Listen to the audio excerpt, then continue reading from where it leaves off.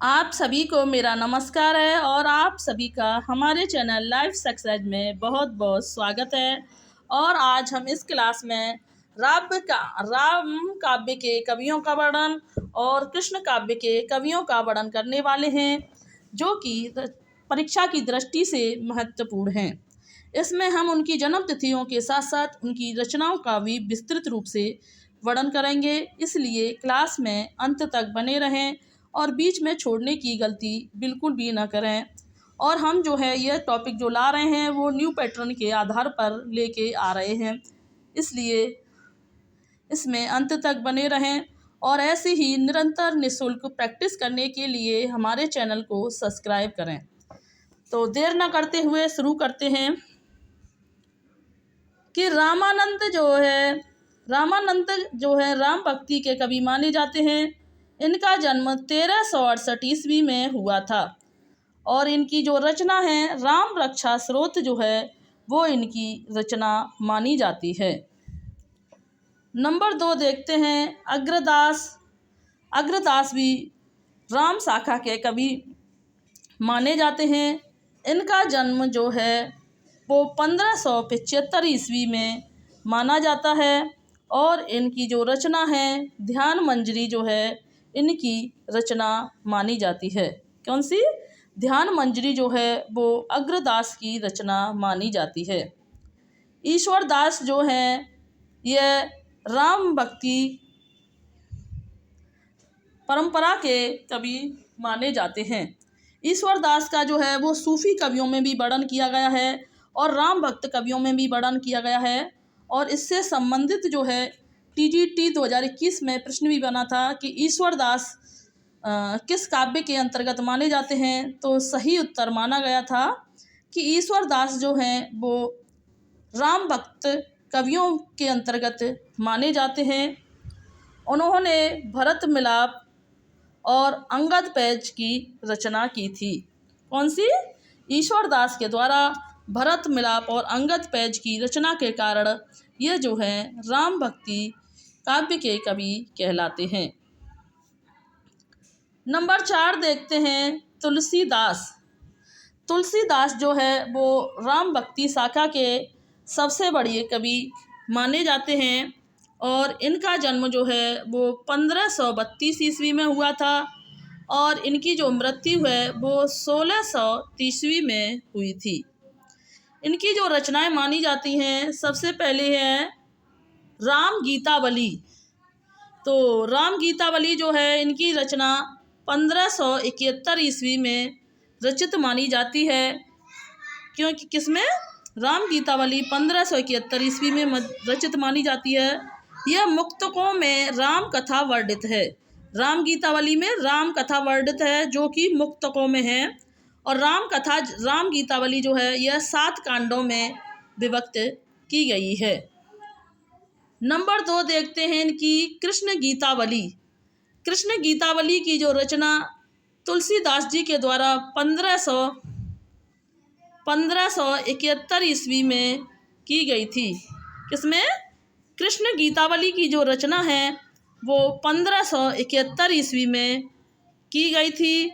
इसमें श्री कृष्ण की बाल लीलाओं का वर्णन किया गया है और मथुरा गमन का चित्रण किया गया है। कृष्ण गीतावली के आधार पर यह ना समझना कि यह जो है सूरदास जी की रचना है। कृष्ण गीतावली जो है यह तुलसीदास जी की रचना मानी जाती है, लेकिन इसकी जो रचना की थी वो सूरदास जी के आग्रह पर ही कृष्ण गीतावली की रचना की गई थी। नंबर 3 देखते हैं रामचरितमानस जो है तुलसीदास की ही रचना मानी जाती है और इसकी रचना जो है वो 1574 ईस्वी में की गई थी। जो रामचरितमानस जो है वो अवधी भाषा में रचित है और इसमें 7 कांडों का वर्णन किया गया है।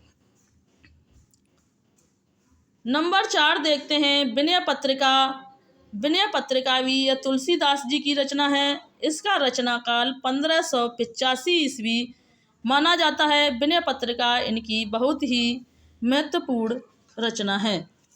विनय पत्रिका की जो रचना है वो किसमें की गई थी?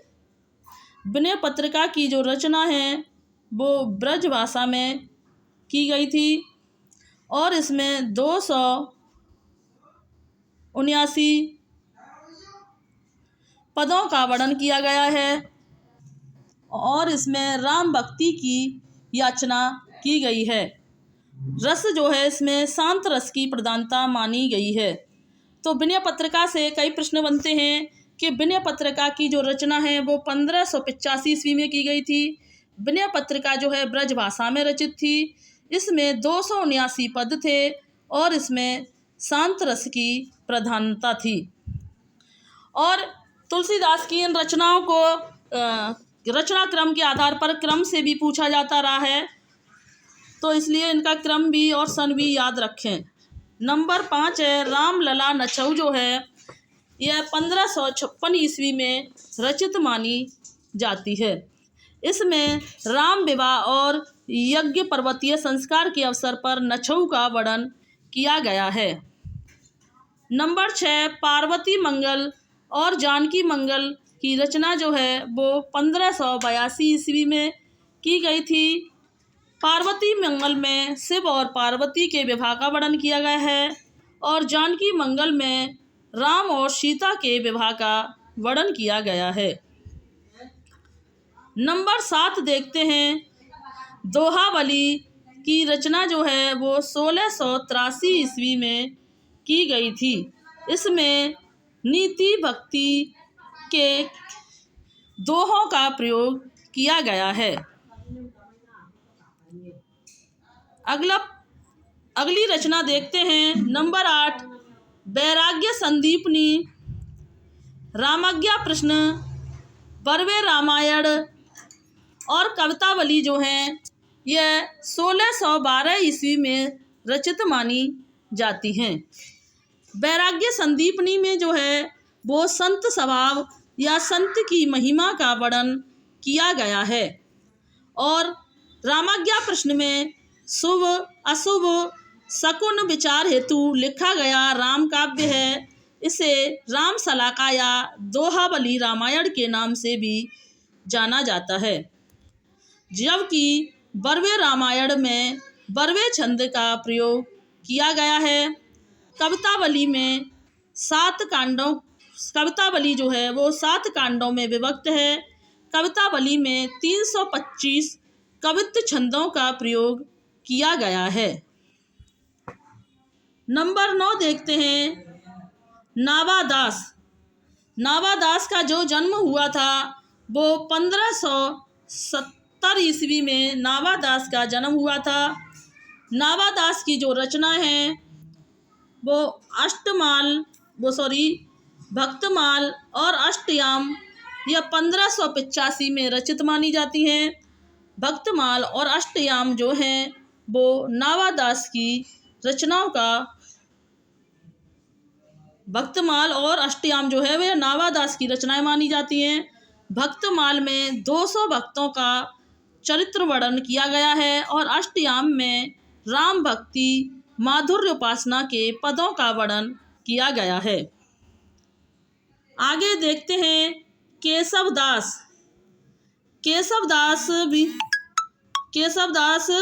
भी एक राम भक्त कवि माने जाते हैं। इनका जन्म जो है वो 1500 ईस्वी में माना जाता है। इनकी जो रचना है रामचंद्रिका, राम प्रिया, रसिक प्रिया आदि इनकी जो रचनाएं मानी जाती हैं। केशव दास जी जो हैं वो एक अलंकारवादी कवि माने जाते हैं। आगे देखते हैं प्राणचंद चौहान। प्राणचंद चौहान भी एक राम भक्ति के कवि माने जाते हैं। इनकी जो रचना है रामायण महानाटक इनकी रचना मानी जाती है जो कि 1610 ईस्वी में रचित मानी जाती है। इनकी ये रचनाएं परीक्षाओं में बहुत पूछी जाती है कि प्राणचंद चौहान की रचना रामायण महानाटक को माना जाता है। हृदय राम, तो हृदय राम जो है यह भी राम भक्त कवि माने जाते हैं। इनकी रचना हनुमान नाटक 1623 ईस्वी में रचित मानी जाती है।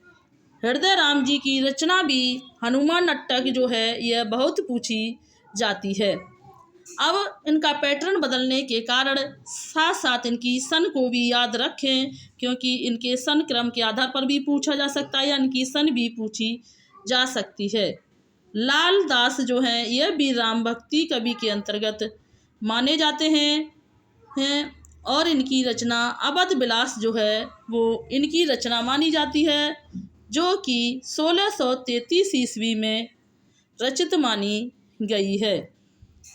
आगे देखते हैं सेनापति। सेनापति भी राम भक्त कवि माने जाते हैं। इनकी रचना कवित्त रत्नाकर जो है इनकी रचना मानी जाती है, जो कि 1649 ईस्वी में रचित मानी गई है। कवित्त रत्नाकर में चौथी पांचवी तरंग में राम कथा का वर्णन किया गया है। राम प्रिया शरण भी यह राम काव्य के कवियों में इनका वर्णन किया जाता है।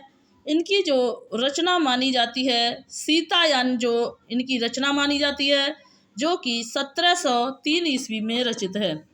तो सीतायन के रचयिता कौन हैं यह बहुत पूछा जाता है कि राम प्रिया शरण जो हैं वो सीतायन के रचनाकार माने जाते हैं। तो यहाँ पर राम काव्य जो कवियों का वर्णन समाप्त होता है और यहाँ से हम कृष्ण काव्य के कवियों का वर्णन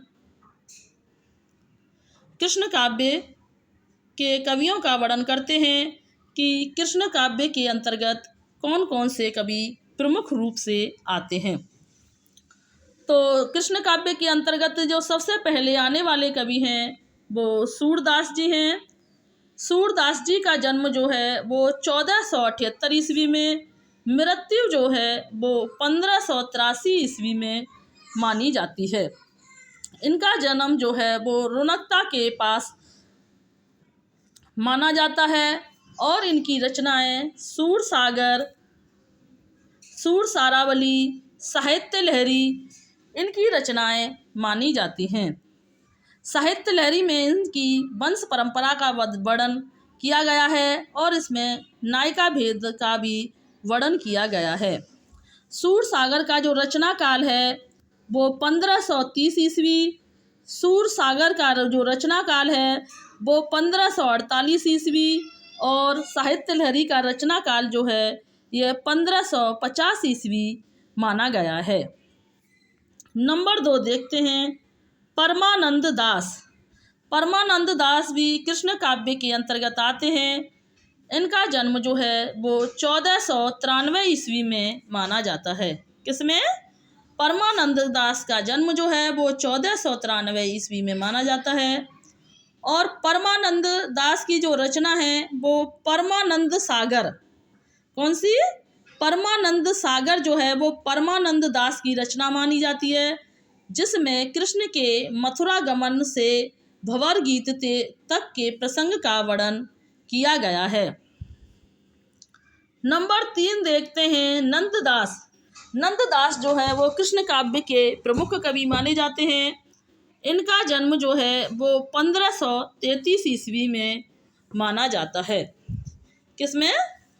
और यह जो है नंददास जो है वो अष्टछाप के कवियों में सबसे कनिष्ठ कवि माने जाते हैं। कुंभन दास जो है सबसे वरिष्ठ कवि माने जाते हैं अष्टछाप में और नंददास जो सबसे कनिष्ठ कवि माने जाते हैं। अष्टछाप की स्थापना जो है वो विट्ठल नाथ के द्वारा 1565 ईस्वी में की गई थी, जिसमें 4 कवि तो विट्ठल नाथ के थे और 4 कवि जो है इसमें बल्लवाचार्य जी के माने जाते हैं। इस तरह 8 कवियों को मिलाकर अष्टछाप की स्थापना की गई थी। तो नंददास का जन्म जो है यह 1533 ईस्वी में हुआ था और यह अष्टछाप के सबसे कनिष्ठ कवि माने जाते थे। इनकी रचनाएं जो हैं अनेकार्थ मंजरी, इसमें अनेकार्थ मंजरी में है पर्यायवाची शब्दों का प्रयोग किया गया है। मान मंजरी, रस मंजरी, भंवर गीत, रास पंचाध्यायी, रूप मंजरी, ब्रह मंजरी, श्याम सगाई, सुदामा चरित, रुक्मणी मंगल, सिद्धांत पंचाध्यायी, दशम स्कंद भागवत, गोवर्धन लीला, नंददास पदावली, जोग लीला आदि इनकी रचनाएं मानी जाती हैं। नंबर 4 देखते हैं कृष्णदास। कृष्णदास भी कृष्ण भक्ति के कवि माने जाते हैं। इनका जन्म जो है यह 1496 ईस्वी में माना जाता है। कृष्णदास जी की जो रचना मानी जाती है जुगलमान चरित।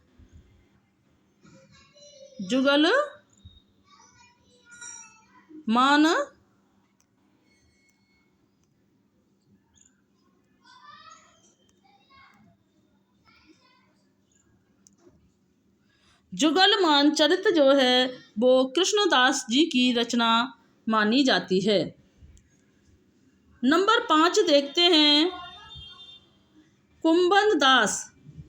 कुंभन दास का जो जन्म हुआ था वो 1468 ईस्वी में कुंभन दास का जन्म हुआ था। कुंभन दास जो हैं वो अष्टछाप के कवियों में सबसे वरिष्ठ कवि माने जाते हैं और नंददास जो है सबसे कनिष्ठ कवि माने जाते थे। नंबर 6 देखते हैं चतुर्भुज दास। चतुर्भुज दास का जन्म जो है वो 1530 ईस्वी में हुआ था। इनकी रचना जो है द्वादश यश, भक्ति प्रताप, हितजू को मंगल आदि इनकी रचनाएं मानी जाती हैं। नंबर 7 देखते हैं मीराबाई। मीराबाई का जन्म 1504 ईस्वी में हुआ था। मीराबाई भी एक कृष्ण भक्त कवि मानी जाती हैं। मीराबाई की जो भक्ति थी वो सख्य भाव की भक्ति मानी जाती थी। मीराबाई जी की जो रचना मानी जाती हैं गीत गोविंद की टीका, नरसिंह जी का मायरा, राग सौरठ पद संग्रह, फुटकर पद आदि जो हैं वो मीराबाई की रचना मानी जाती हैं और मीराबाई की रचनाओं में कृष्ण की भक्ति का वर्णन किया गया है। नंबर 8 देखते हैं नरोत्तम दास। नरोत्तम दास जो हैं यह भी कृष्ण भक्त कवि माने जाते हैं। इनका जन्म जो है वो 1523 ईस्वी में माना जाता है। तो नरोत्तम दास की जो रचनाएं मानी जाती हैं वो सुदामा चरित जो है वो नरोत्तम दास की रचनाएं मानी जाती हैं। इसमें भागवत में वर्णित सुदामा प्रसंग पर आधारित दोहा और कवित्त छंद में एक लोकप्रिय काव्य रचना की जाती है। नंबर 9 देखते हैं रसखान। रसखान भी एक कृष्ण भक्त कवि माने जाते हैं। इनका जन्म जो है वो 1533 ईस्वी में माना जाता है। किसमें? इनका जन्म जो है वो 1533 ईस्वी में माना जाता है। रसखान के द्वारा राधा कृष्ण की रूप माधुरी लीला का वर्णन किया गया था। रसखान की जो रचना है सुजान रसखान, दान लीला, अष्टयाम, प्रेम वाटिका आदि इनकी रचनाएं मानी जाती हैं। एक अष्टयाम जो है वो रसखान की रचना मानी जाती है और एक अष्टयाम जो है वो नावादास की रचनाएं मानी जाती हैं। इस रचनाओं में कभी कभी कन्फ्यूजन हो जाता है, जबकि एक रचना रसखान की अष्टयाम और एक रचना जो है वो नावादास के द्वारा भी रचित मानी गई है। प्रेम वाटिका और दान लीला यह इनकी सबसे ज़्यादा पूछे जाने वाली रचना है। नंबर 10 देखते हैं रहीम दास।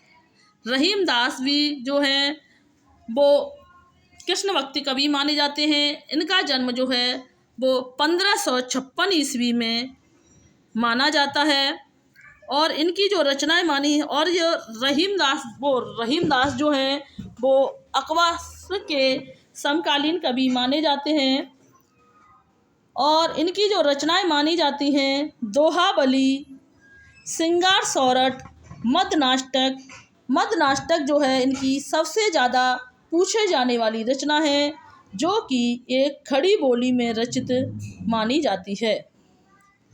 और कवि गंग, ध्रुवदास, स्वामी हरिदास आदि भी जो हैं वो एक कृष्ण भक्ति काव्य के कवि माने जाते हैं। तो यहाँ पर कृष्ण भक्त कवि का वर्णन एक बार और कर देते हैं जल्दी। कृष्ण काव्य के कवियों का वर्णन जो है सूरदास, परमानंद दास, नंददास, कृष्णदास, कुम्मन दास, चतुर्भुज दास, मीराबाई, नरोत्तम दास, रसखान, रहीम, ध्रुवदास और कंग कवि, यह सभी जो आदि हैं कृष्ण काव्य के अंतर्गत आने वाले कवि हैं, जो कि परीक्षा की दृष्टि से बहुत ही महत्वपूर्ण है। इसलिए इनकी रचना और इनके जन्म तिथियों के साथ हमने इसका वर्णन किया, जो कि परीक्षा की दृष्टि से बहुत ही महत्वपूर्ण है। तो अगर आपको हमारी यह क्लास अच्छी लगी हो तो इसे लाइक करें, शेयर करें और सब्सक्राइब करें और एक कमेंट ज़रूर किया करें। तो थैंक्स वॉचिंग दिस वीडियो। जय हिंद, जय भारत।